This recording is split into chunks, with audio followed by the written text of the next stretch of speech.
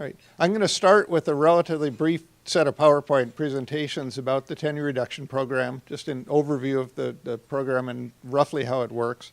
Ernie Pressman, who can talk to you all about what retirement looks like because he keeps trying to retire and he's still here, will talk with you about some more of the details that I think will be very important to you all.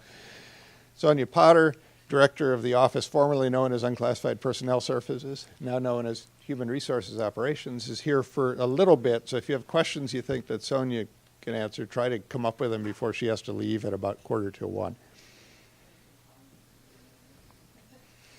Or you can call her, yes. So again, we'll start with the overview, basic information about the program, how you apply, what the forms look like. I know how to make good PowerPoint slides. Some of the ones I'll show you aren't, but since you can look at these later, you'll be able to see them on your desktop in your office or home. And I just want you to see what things look like, the letters of agreement, and then any issues or questions at that point before I turn things over to Ernie. Perhaps obvious, if you enter the Tenure Reduction Program, you have to have tenure. And you need to be planning to or eligible to retire within the next 3 years. There is an article of the collective bargaining agreement for those of you covered by the CBA, Article 31, that you can refer to. You can find that the CBA in multiple ways, including the copy on your shelf perhaps, or if you can't find that, come to the Academic Affairs website or the UA website and you can download a PDF.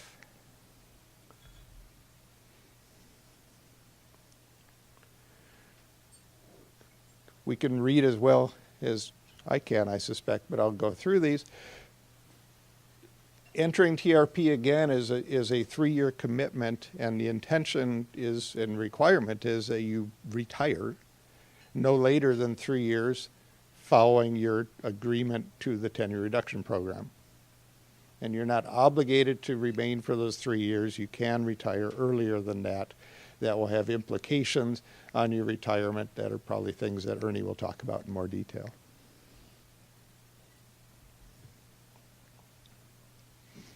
Once you retire, as Ernie is demonstrating perhaps, I don't know if you officially retired or not, and that's probably confidential and I shouldn't even talk about you, but you can still work, and the TRP in fact calls for this. You can have up to a 5-year period of employment post conclusion of the Tenure Reduction Program in which you continue to work for the university in a limited capacity. You're trying to retire, for crying out loud. But on the other hand, you can continue your connection, again, over as much as a 5-year period, and most of the rest of what I have to say, we'll talk about the details of that. First, you can have a maximum of 5 TRP appointments over those 5 years. Those could come 1 a year, or they could come at some different schedule than that. 1 TRP appointment, which comprises 520 hours of employment. And Ernie, is this the time I mentioned the 600 hours, or does that come up later? I think we'll do that later. We'll cover it later. A lot of people know the 600 hours program. We'll explain all that. 1 appointment amounts to 1 term of the academic year, so a 0.3 annual FTE for 9-month employees, or 0.25, 1 out of the 4 terms of a 12-month year for those employees. If you're planning, if you're an instructional faculty member, you plan for your post-retirement appointments to be instructionally related. If you work for 1 term at a 1.0 FTE, that would be accommodated for by being 2 courses. Or if you're planning on a 2-term engagement at a 0.5 FTE per term, then that would be 1 course per term.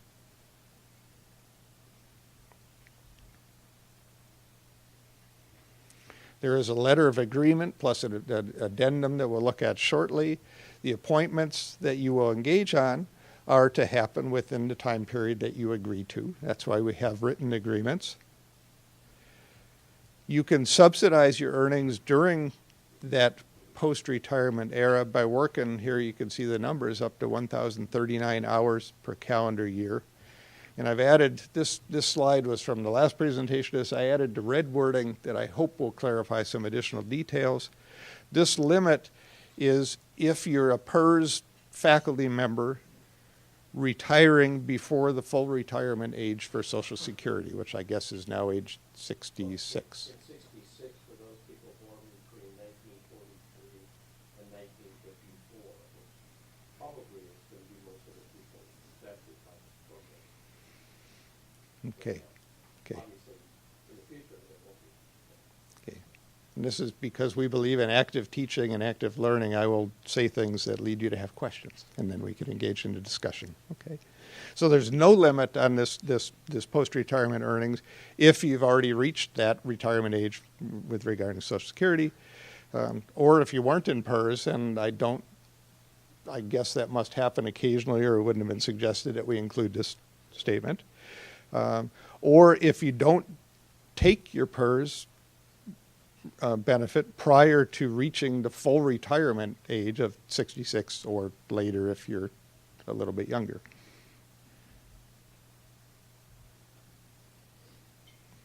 Details of how TRP works. Why are you here? You presumably know something about it. When you agree to enter the Tenure Reduction Program, you will receive a one-time increase in your base salary of 6%. And I'm reading the third bullet point there and thinking that I don't want to try to explain that one. Ernie, do you want to take on right now, or will that come up later? You're gonna sign a TRP that says effective June 15th, 2017, or whatever the date might be, I'm entering the TRP. That would be the time that your base salary adjustment took place. Is that correct? Thank you.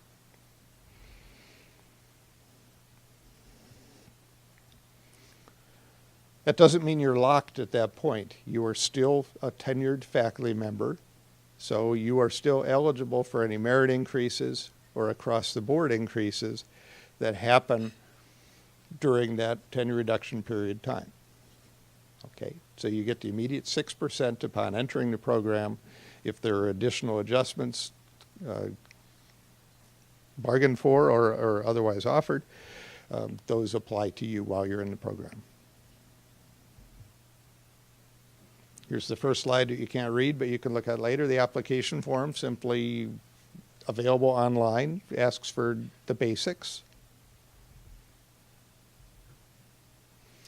The letter of agreement, there is a form letter of agreement. I think there's probably parts in here that could be customized for the individual case.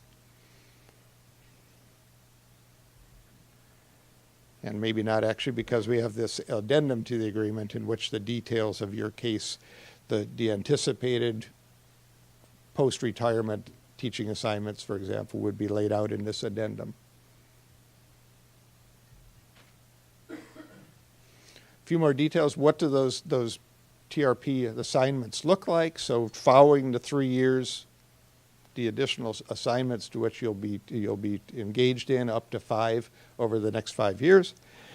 Traditionally has been limited. Traditionally, I'll start by emphasizing the right word, has been limited to teaching credit-bearing courses. As we'll see, there are some alternatives that have arisen more recently. This can include courses taught in Portland. That's part of the University of Oregon. It just happens to be 100 miles north. Okay, and I think we already talked about the notion of what a single TRP assignment would look like, either 2 courses in 1 term or 1 course in each of 2 terms. And we anticipate that you maintain your engagement in your scholarship and in service to your department, institution, and profession.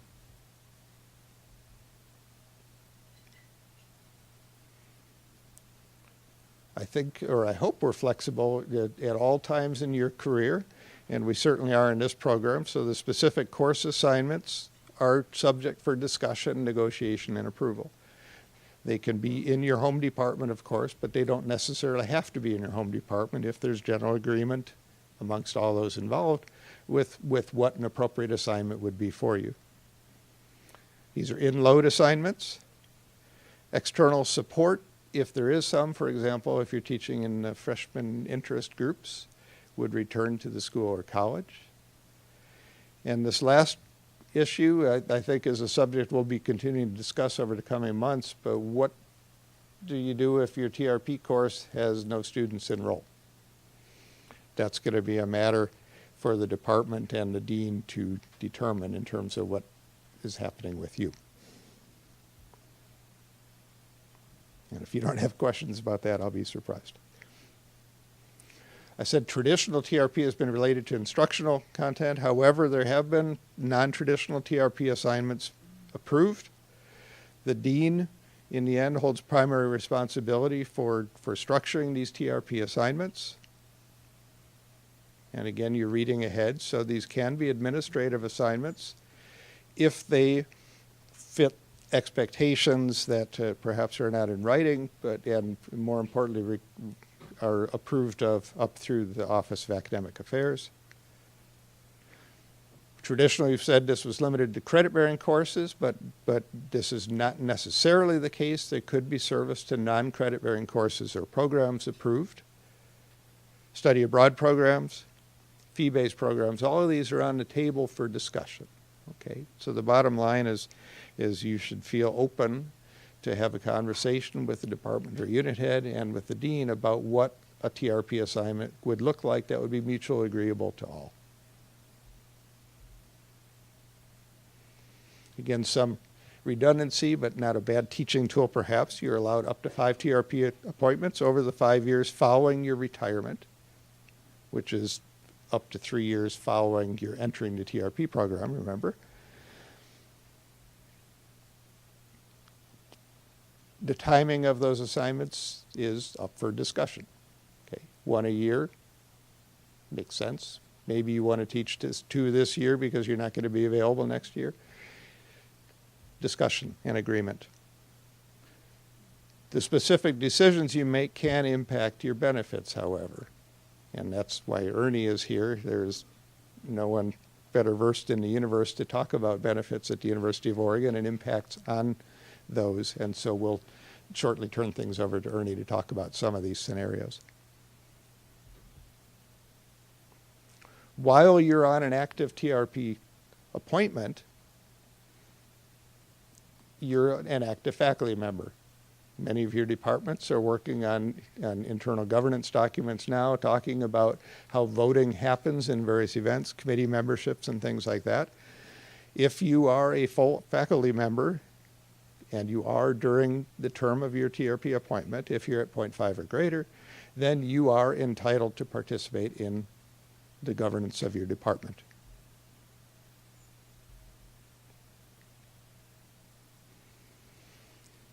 The realities, or some of the realities. Space is a valuable resource in this campus, and there isn't enough of it. And it is possible, and this is technically, I think you would note this is possible for any faculty member at any time of their career. It's possible that your office might not be your office. We might need to find another space for you. You might need to share an office, so on. We of course try our best. The deans and department heads try their best, but we do need to pay attention to the reality that space is limited here. You will not have new ASA funds added to your ASA account, although if you have current funds there, they will carry over with any potential limitations of your school or college. You're all here listening, and sometimes at workshops we go around the room and ask for people to identify who they are and what department they're from and whatnot, and I deliberately don't do that at this workshop, although there's people here for a variety of reasons. Some of you are probably here because you're thinking about the program as it applies to you personally, and that's a personal decision, and so I don't need to ask you to introduce yourself in front of a group of people. This is up to you. You are not coerced into the tenure reduction program. We let you know about the availability of the program, let you know the key people to whom you can speak, but this is your decision. And finally, this is an opportunity, it's not a right, and you do need to be accepted into the tenure reduction program.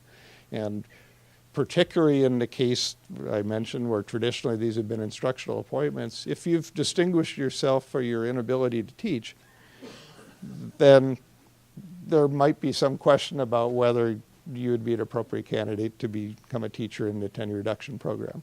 Okay, and I say that with a wink a little bit because I really feel a little bit like Garrison Keillor when it comes to teaching at the university, where we're all above average. And I look at the teaching portfolios of hundreds of faculty, and that really is true. I don't know how it's true. I'm a scientist. I understand how averages work and all, but I'm not aware of people at this university that don't care deeply about their teaching and try their best. That said, if you happen to float underneath the radar and this last item pertains to you, then take note of it. So that's, in terms of the technical details, what I have to tell you. I'll stop here for a minute to see if I've had any questions raised that I will immediately defer to Sonia or Ernie, and then we'll have Ernie take over with details. Yes? Karen? Sorry.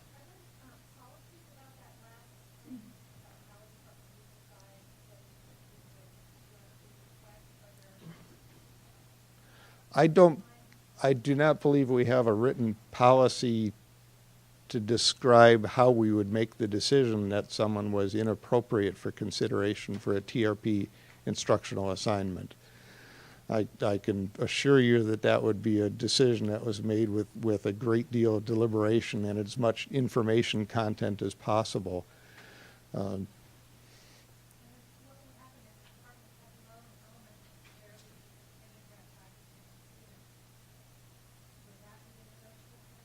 I'm sorry, I didn't hear the first part. If there are no available teaching assignments for someone entering the program, that again is going to have to be a discussion with amongst the department head and the dean in particular to determine if there is a suitable position available. Noting perhaps again that there's no requirement that the teaching be within the home unit. Perhaps there's a possibility. You've got a truly distinguished teacher, but you're fully staffed. You really have no courses to offer that person. Maybe there are some interesting opportunities that could be developed in the Honors College or the freshman program or some other program. Yes?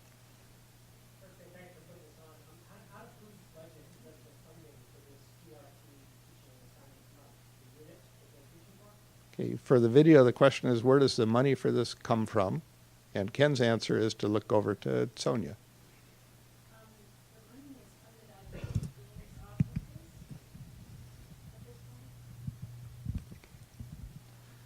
So funded from the dean's office, again, for the video. Yes? Two questions. First, can you take a sabbatical during the 3-year period after you sign your agreement? And then secondly, if you have an endowed position, does the endowed position end with the retirement? The sabbatical should be taken.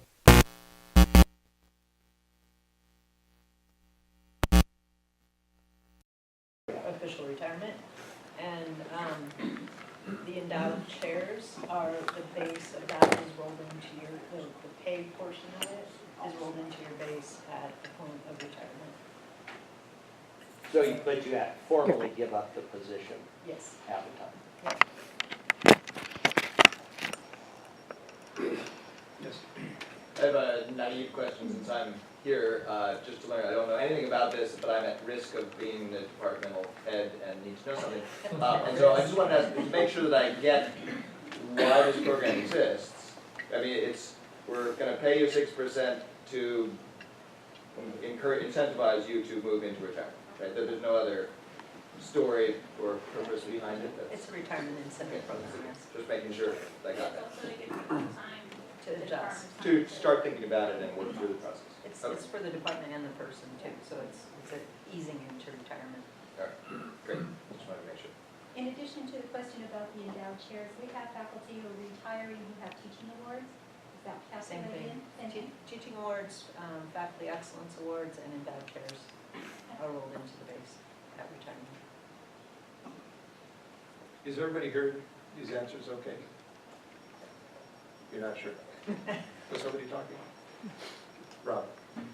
Ken, your response to the earlier question about that maybe there aren't any questions to teach, any courses to teach, suggests that maybe the program is not guaranteed, but, so the question is the program guaranteed for every tenured faculty member? I'm going to give a hint at the answer, and somebody's going to jump in, but the fact that we did have the somewhat delicate issue of it is possible to have a TRP application rejected. I understand that, but that's based on the performance of the individual. So assuming that the individual is a tenured faculty, is a guaranteed program, correct? Is that correct? Sonia, would you like to comment, at least on past practice? I can't say whether it's guaranteed or not. What I would say is I don't know that I've ever seen an application turned down in my many years of dealing with them. Typically, if there's no class, I mean, there's been more flexibility in the negotiations around what the assignment is in the last 3 years, I would say. We used to restrict it just to teaching, like you said, traditionally it was just teaching. But there have been more creative assignments given based on what the retiree wants, what the department head needs, and the department needs. So keeping that in mind. But so, you know, it is an opportunity, not a right. So past practice, as Sonia has mentioned, we don't have a history of telling people no. But I don't want to take that as an absolute. There is an application, and an application is not a notification. So there is a sense to it that you need to be approved for participation. We don't have a history of turning people down for participation. Marian. Just to further clarify, so once you're accepted and you start on the program, if enrollment goes down, is there a guarantee that you will get those 2 terms over the rest of your TRP program once you're approved into it? Once you sign up, you have, that's a good question, actually. I probably should, I would think so, but, because you have an agreement with a description of what you, with us, with the university, of what we're offering So to you you have a within right 5 to years. choose. You have a right to have 5 TRP appointments, but they have to be negotiated with your head, and sometimes that's done ahead of time, and sometimes that isn't. So, To the extent that it's captured in the agreement, There's so an you obligation on agree the you're part going of to teach the a course college. term for 5 years.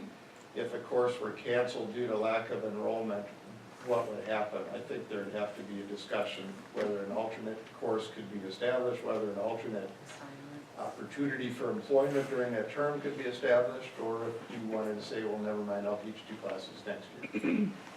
You wouldn't do that lightly because it has implications about benefits. Gina.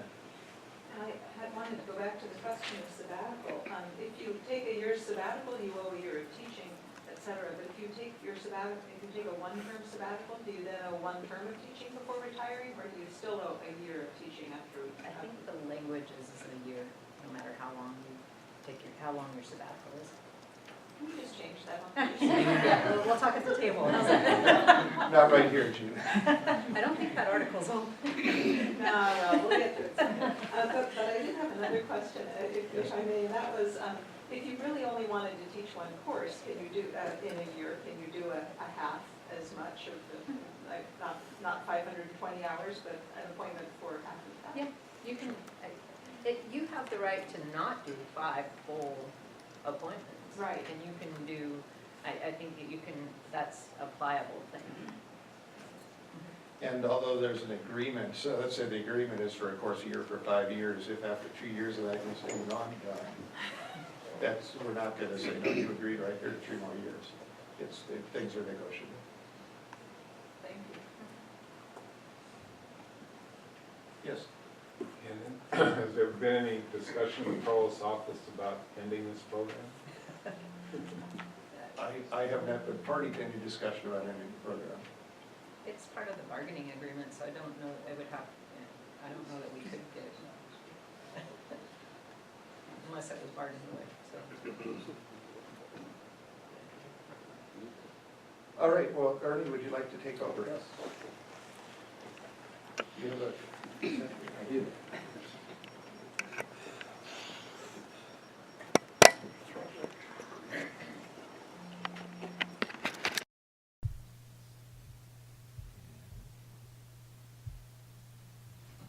Thank you very much.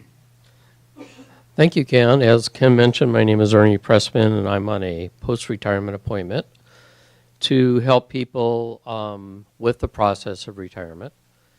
And one of the things that I'm going to do today is kind of give you an overview of the different options that you have of retirement plans that you chose probably a very long time ago, how each of them works, and then go into a little bit about retiree medical and dental insurance, including those that will be eligible for Medicare when they retire and those that will not.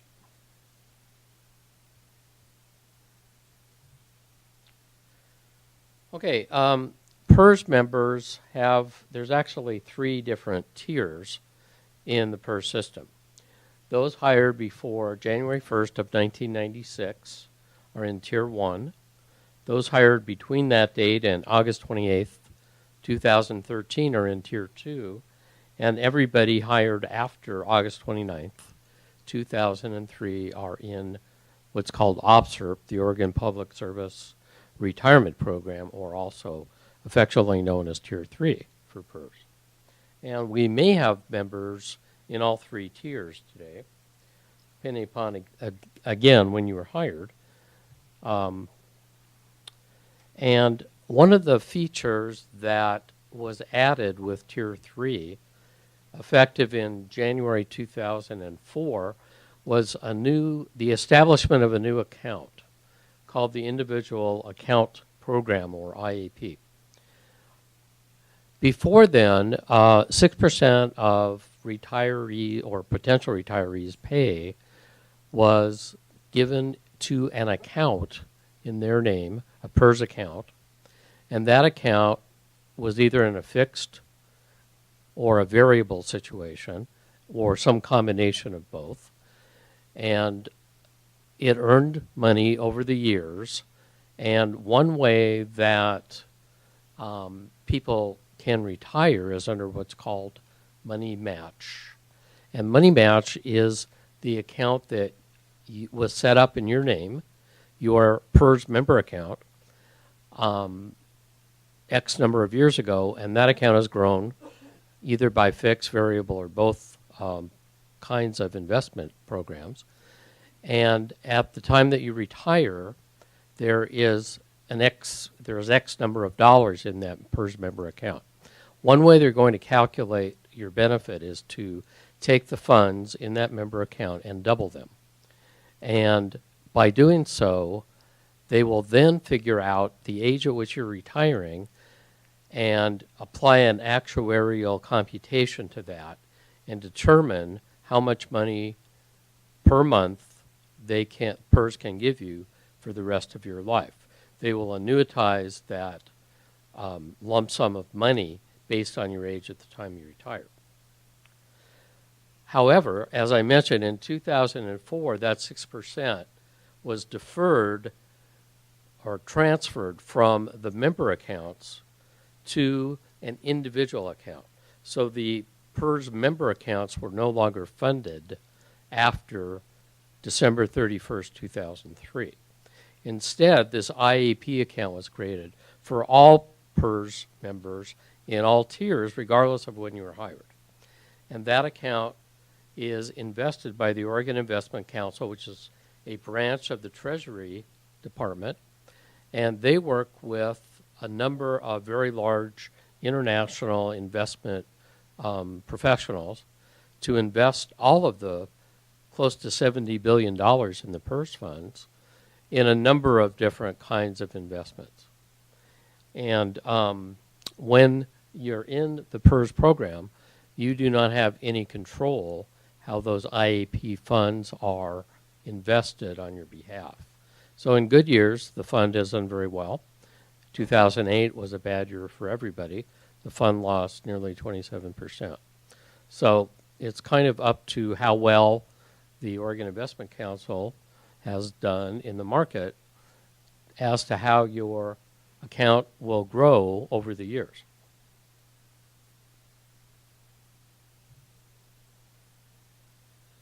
Now, the pension is a separate account in addition to the IAP. And by the way, the IAP is paid for, as is the pension contributions, entirely by the University of Oregon. So you are not paying anything out of your pockets to fund these two separate kinds of retirement resources that you'll have available once you do take your benefit. And the 6%, again, goes into the IAP. We pay a much larger percent to fund the actuarial liability into the future for 20 years of everybody in the university systems, including all 7 campuses, that are going to retire in the future and will be drawing a pension. And obviously that amount is determined actuarially and will change every 2 years on July 1. So somebody retiring from PERS that's in Tier 1 or 2 has the IAP account, and there's basically 3 different ways you can take a distribution from your IAP account. You can take it in cash, but then it would be all subject to taxation immediately. You could roll it over to an IRA, individual retirement account, or a tax-deferred investment vehicle, either through the university or through some other employer-sponsored account. Or you could keep it in the PERS system and take it out over 5, 10, 15, 20 years, either over a monthly, quarterly, or annual basis. And there's pros and cons of each, and that's part of what I do when I talk to people who are getting ready to retire, is let's think about what makes sense in your situation and how you want to take the distribution of your IAP account. Now, people that are in Tier 3 or OPSERP have 5 different options for their benefits, and people who are in Tiers 1 and 2 have 13 different options, which is why people are a little confused when they come to see me. What do all these mean? You know, so we go through that, and it does get a little complicated, but we're able to work through it. We have this, just for your information, Oregon has the second most complicated state retirement plan in the country, and all of you, of course, know which is the first most complicated, and that, of course, would be California, because everything they do is most complicated down there. So it is a complicated plan, and that's why it takes a little bit of explanation and study to determine which options are best for each individual. So again, we talked about the IAP distributions.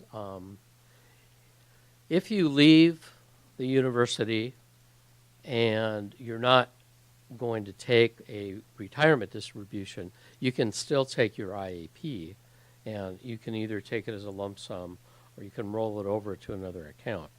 And the people that are retiring have these options that we talked about. There is also an anticipated lifespan option, which I failed to mention, but basically that is looking at how many years you're anticipated to live at the time you retire and taking equal payments each month until that age. So for example, let's say that somebody retires at 65 and the actuarial tables say that they're going to live to be 83.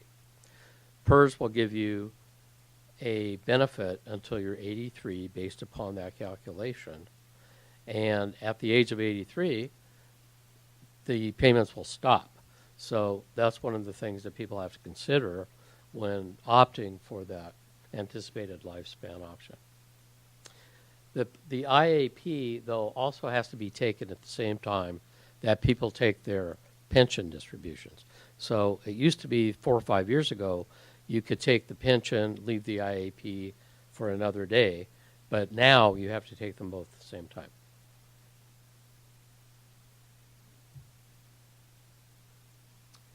So how many years of service or how old do you have to be when you can take a PERS benefit?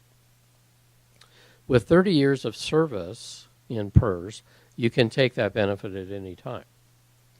If you're in Tier 1, the retirement age is 58 without penalty.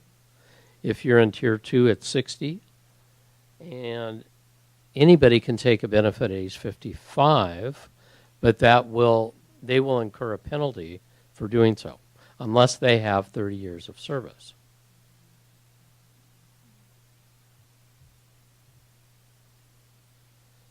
The benefit itself, the pension benefit, is determined by several factors: your age, how long you've been here, your final average salary, and the account balance in your member account. And we've got some people that were here a very long time and went into what we'll talk about in a minute was the optional retirement plan. So they may be in both PERS and the optional plan. So when they left PERS, their member balance, will continue to grow at 7.75% for the fixed account and whatever the market bears for the variable account. And that total amount will be one way that their retirement benefit will be calculated when they actually want to take a distribution.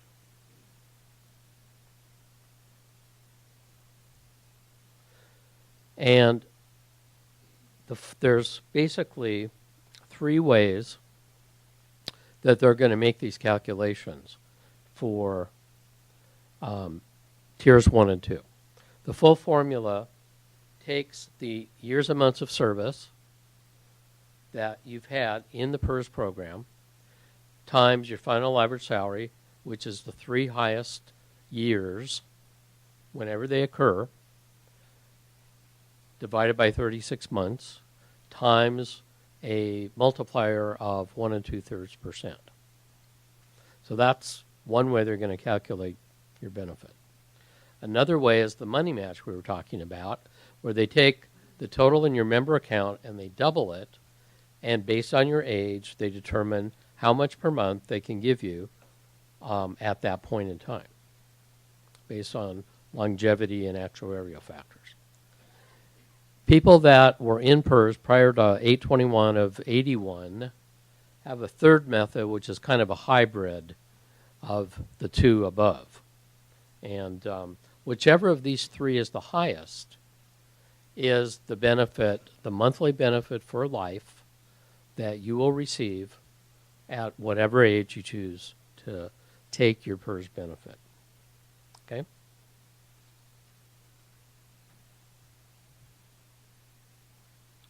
Now, there are some caveats to this. For the OPSERP or the Tier 3 folks, normal retirement age, instead of 58 or 60, is age 65. However, people can retire with full retirement benefits as early as age 58, as long as they have 30 years of credible service. And like the other two plans, or the other two tiers also, they can retire as early as age 55. However, in Tier 3, because the normal retirement date is 65, there's going to be quite a severe penalty for retiring 10 years early. It's going to be almost 50% of the amount that you would have received at age 65. So there's a real disincentive to take your benefit 10 years early. Financial disincentive. There may be other things that make it great, but financially it's not going to be fully to your advantage to take Tier 3 at age 55. And will, again, depending upon how old you are, time you take your benefit, will reduce it perhaps as much as 50%. And also, Tier 3 folks, they only have one possible method for calculating their benefit. And that's going to be the full formula. But as you'll notice, the final average salary times years of service is multiplied by 1.5% instead of 1.2%. And there's some other changes in how that final average salary is calculated as well. So it's Tier 3, by design, is not as generous as Tiers 1 and 2 because of long-term funding issues that were raised by our actuaries that work with PERS. Any questions so far before we kind of move on to the next program? Any questions about PERS? It's not real simple and straightforward, but there are, as I mentioned here on this page, there are websites to look at that can answer quite a few questions, and numbers you can call for both PERS itself, the PERS benefit itself, and PERS insurance, which we'll talk about in a few more minutes. Okay, let's move on. Now, the other option that people had when they started work as what we call faculty or unclassified employees was the optional retirement plan. And as I mentioned, some people are in both because the optional retirement plan did not start until 1996. So people that started, say, 1980 might have been in PERS for 16 years and then decided to go into the ORP in 1996, and they're in both plans. So that it's not really more complicated, but it's going to change the mix of your resources in retirement. You'll have perhaps more in discretionary lump sums of money that you can decide what to do with, and perhaps a little less in a fixed monthly income for life. So we've got 3 providers in the optional retirement plan. TIA CREF, which is probably in about 90% of all colleges and universities in the country. Fidelity, which is also in many of those. And AIG VALIC, which has been closed to new members since 2007. And again, the employee contribution, and there's 2 pieces of the optional retirement plan, just like there were in PERS. Recall in PERS there's the IAP, which puts 6% of your pay into your own account, managed by the Oregon Investment Council. In the optional retirement plan, we also will put 6% into what's called an employee account, although the university funds that account. Employees do not fund that. And then there's an employer account, which again, based on when you were hired, is going to have a separate contribution in addition to the 6% that will change every 2 years as well, based on the PERS contributions that the U of O pays into the PERS system.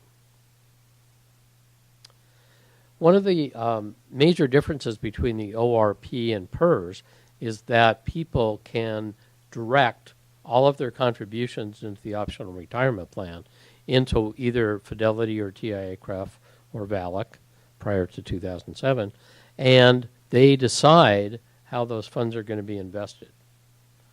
And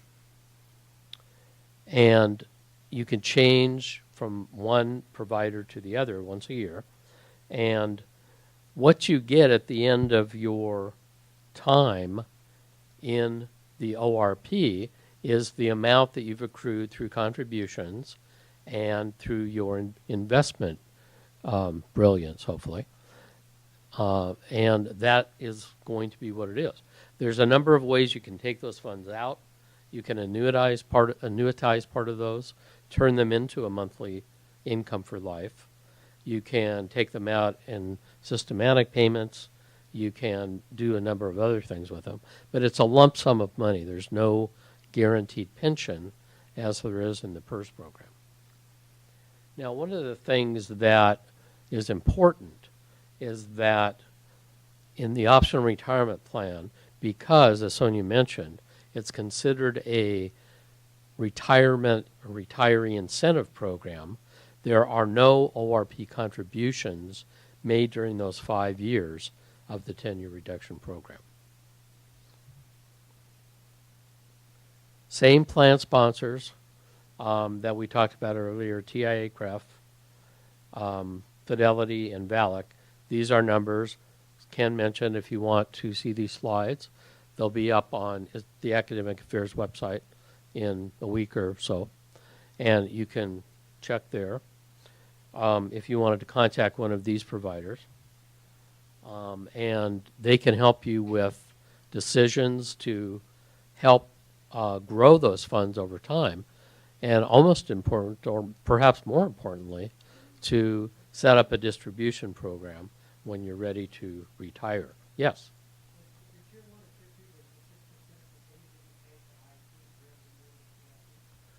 Once you take a PERS distribution, the IEP stops. So let's take a theoretical possibility.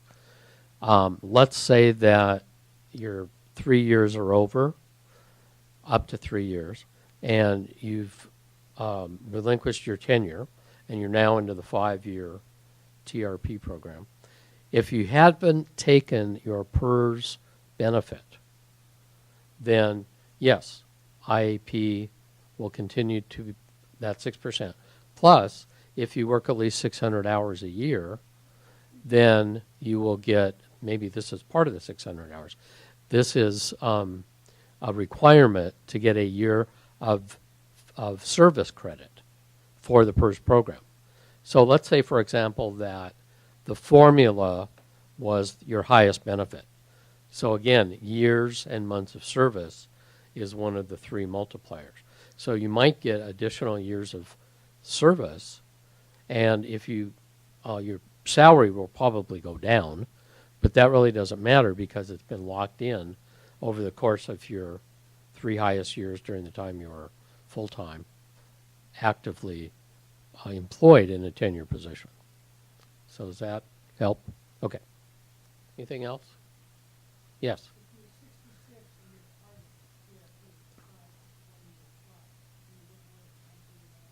Yes.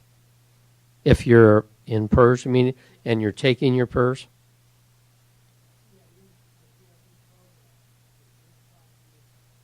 Right. If you're taking your PERS, PERS doesn't care how much more you work. Now, the university might not want you working more than so many hours, but that's a different question. PERS doesn't care how many hours you work as long as you hit full retirement age for Social Security. Again, it's 66 for those people born between 43 and 54.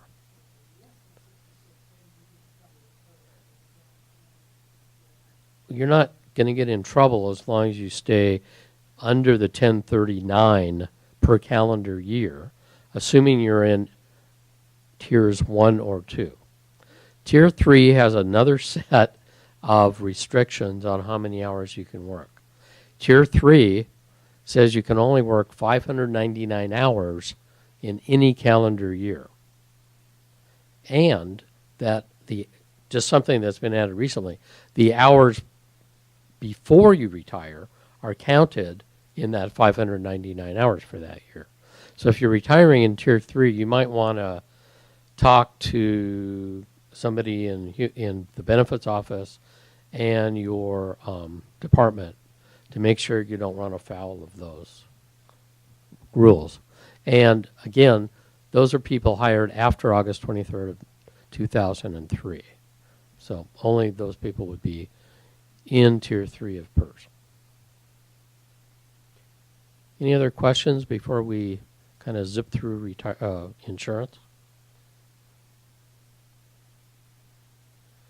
Okay, so there's a couple of combinations of situations that you may find yourself in once you're no longer working full-time that will affect your medical and dental and other insurance as well. And if you're not, when you're not working at all, you can either be Medicare eligible or Medicare ineligible. And if you are working, there's another set of guidelines that we'll talk about in a minute here. So if you're not working, let's say you worked the fall and that's the only term you're working, and you're not working the winter and the spring term. Okay, so while you're not working in the winter and the spring at all, or if you're working but working less than 0.5, which is typically one class, then you're going to have to self-pay either a PEB, which is our normal active insurance. They have retiree plans, or PERS has retiree plans that are available for tiers 1 and 2 that are subsidized based on the number of years you in PERS. Is this getting complicated enough? Even I get lost sometimes, and I do this every day. But again, that's, we're going to have more information. One of the things that I'm doing in my post-retirement is coming up with some much better resources that people can use, including one day, hopefully, some kind of an interactive self-navigating website that will actually walk you through your own situation and say, okay, now you do this, now you do this. To answer this question, go here. And perhaps there will be a little less need for one-on-one kind of consulting. But anyway, both PERS and PEB have options. They're on our website if you want to take a look at those, but also feel free to call me if you have any questions with those. It does get a little bit complicated because sometimes the subsidy is better than the PEB retiree plan, and then there's the Affordable Care Act, and so you might get subsidies for that. So it's it's a little complicated. If you are Medicare eligible and not working in terms, say winter and spring, then PERS does have Medicare Supplement and Medicare Advantage plans. If you've been in PERS for at least 8 years, you can get a subsidized plan that will help you to cover the gaps that Medicare's Part A and B does not cover. Basically, A is hospital, B is doctor's visits, outpatient labs, x-rays, and everything else. So you would need to enroll in A and B. And Medicare, by the way, is age 65, so don't get confused with full retirement age at 66 for Social Security and Medicare, which is age 65. So PERS has options for those people that are Medicare eligible as well. If you're not a member of PERS, or if you haven't been in PERS for 8 years, there's a lot of, everybody in the United States would love to sell you a policy. And once you start to get 65, there's a stack about, about the 6 months before you're 65. Those of you who have gotten there know, there's a stack about this tall of people wanting to sell you Medicare supplement plans. Every single day in the mail you'll get them. So you have a lot of choices out there other than PERS. Now, let's say you are working, and as Ken mentioned, usually one course is 0.5. And if you're working, let's say let's use an example of working the fall and the spring term.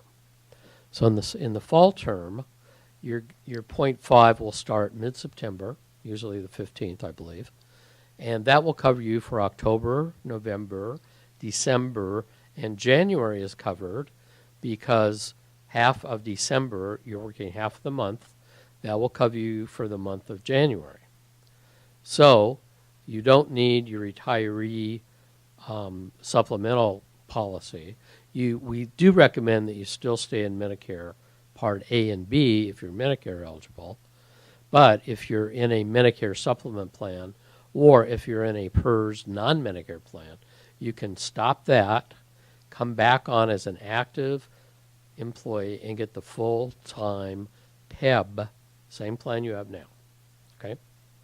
And you pay, like all other active employees, you pay 5% of the premiums. So you can save some money by working the fall, which is 4 months, and then let's skip the winter. You'll have to go back on your self-pay plan, and then starting in March, you'll start back up in the spring, and you'll work half of March, which will cover you for April, May, June, and then half of June will cover you for July. So you get 8 months of coverage if you work fall and spring. And you just have to buy 4 other months. And again, if you're in Medicare, it's not easy to start and stop parts A and B, so we don't really recommend that. You can if you are a risk taker, but getting back off and on in time is sometimes tricky. So, that's about all I have. Do we have questions for the group, from the group? Yes, yes. We have a fun. You're so clever as to marry a younger fellow faculty member. That's a great idea. Like at least 10 years younger. Maybe not quite 10 years younger, but Sure. still like Great not idea. to be retired and to continue Excellent. earning benefits at the U of O. Fabulous. Does that make it okay that one did not quite pay full attention in the last 7 minutes? Sure. Yeah, actually. Were you playing games online or something? Not at all. Farmville or- I was pulling down the forms for TRP. Oh, very good. Okay. But am I correct that Yeah.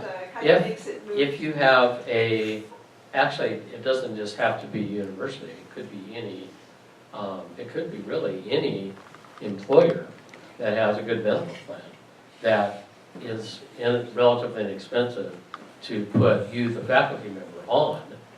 And you really don't have to worry about any of this until your much younger spouse decides that he or she doesn't want to work any longer. We'll never And be then, allowed to do that. okay, they're not allowed to stop working.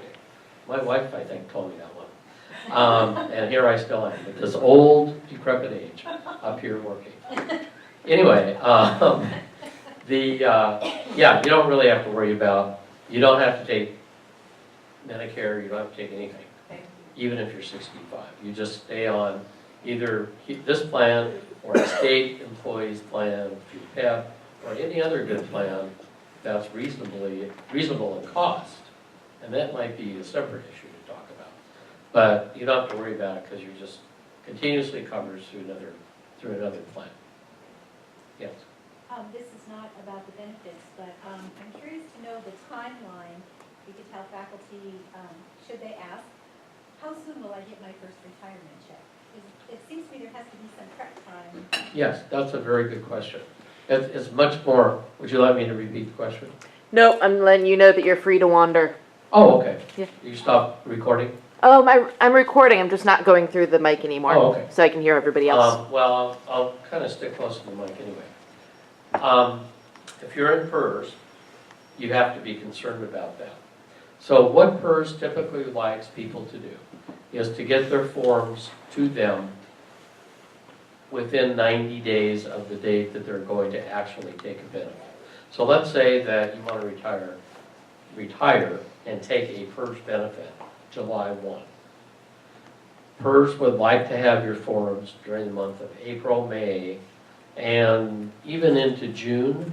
June's getting a little tighter, but theoretically, again, if you were a risk taker, you could drive your completed notarized forms to Salem on June 30th and hand them in, and you could start being eligible to take a benefit July 1. I wouldn't recommend that, and I tell people the reason I don't recommend that is that one day many years ago I tried to get to Portland for a play at 1 o'clock, and I left at about 9 in the morning. I got to Portland at 5:30 because I closed the freeway. So if that happens on the day that the last day of the month that you want to retire, you probably don't want to wait quite that long. But I recommend about 2 to 3 months before that you send your forms in. But your real question was, how long does it take to get your first benefit payment? Let me give you a personal example. I retired and asked for a benefit starting January 1st of this year. February 1, my first check was deposited already in my checking account. That's a little unusual, but see, fewer people retire in January than they do in July. So January and July are the two most popular months.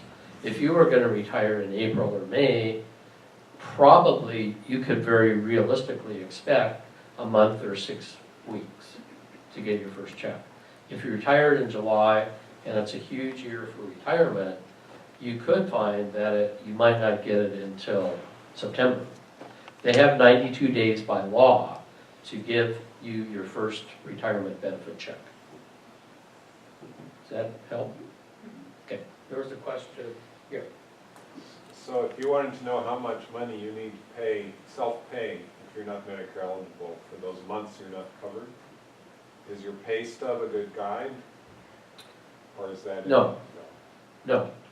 You're only paying 5% now Of what? of the total premium that you're receiving. You're paying 5% of the premium for the benefit that you're receiving through the university. So I have to multiply it up By to 100%. Well, depends. Again, it's nothing simple. If you are in PERS and have had 20, even 15 or more years in PERS, you will get, and if those 15 or 20 years or more have been either with the state of Oregon or with one of the universities, you get a fairly good subsidy. So I've seen plans for people that have 30 years with, higher deductible than we have now, say $1,000, that can get a plan for $300, $350 a month. So that's not 20 times what you're paying now. But if you had to pay the full freight of one of those plans, it would probably be $700, $800 for an individual, and it could be as high as $1,200, $1,300 a month for spouse, partner coverage as well. Say you went through PEB and weren't PERS eligible, it would cost you probably $1,200 or $1,300. Now, you could look at the Affordable Care Act through Cover Oregon, but the Supreme Court has to decide whether or not people in Oregon are going to be eligible for those subsidies based on income. And that probably will be determined by the Supreme Court in June or July, because we don't have a state exchange, and that's the whole issue for those of you that have been following those. Because our state program didn't work, we had to become part of the federal exchange. And because of that, the Supreme Court rules that only people that have state exchanges are eligible for the federal subsidies. Then Oregon would not be one of those states. So, again, medical insurance is very complicated. I hope that sort of answered your question.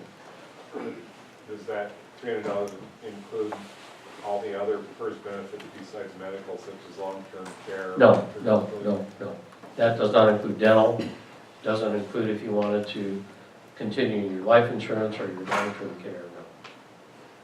So it's going to be significantly more expensive in any situation to cover yourself and or spouse, partner, when you are retired and not working at least half time at the university.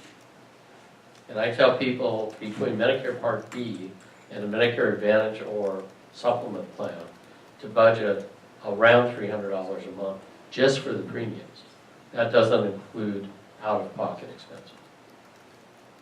Yes? I'm a department manager in the College of Arts and Sciences, and I'd just like to ask you an administrative question, and that is, at what point should the department submit a termination PRF to terminate that employee's record for retirement? Is it? Boy, the sooner the better. Is it effect as of the end of the TRP or at the? Oh, I see. Or at the end of the 16 hour? Well, there's actually going to be 2 terminations eventually. Okay. In order for PERS to pay a benefit, the faculty member has to be terminated from their full-time tenure position. Then they're rehired under the TRP program. So as long as there's that stopping and then starting of a new position, PERS will go ahead and administer your benefits. After that, it really doesn't matter. But at the end of the TRP, unless that person is staying on for other reasons, then at some point, yes, they should be terminated as well and put into an inactive separated status. Or if they're going to stay on as a courtesy Yeah, we usually member, keep our faculty as emeritus. yeah, emeritus or courtesy, there's no pay, but they're not actively on the payroll, at least not getting paid. Okay, anything else? Well, thank you very much for your time, and please call me. I didn't bring cards, unfortunately, but let me give you my number and email, and you can contact me. Pressman@uoregon.edu is my email, and the number is 62967. Okay, thanks very much.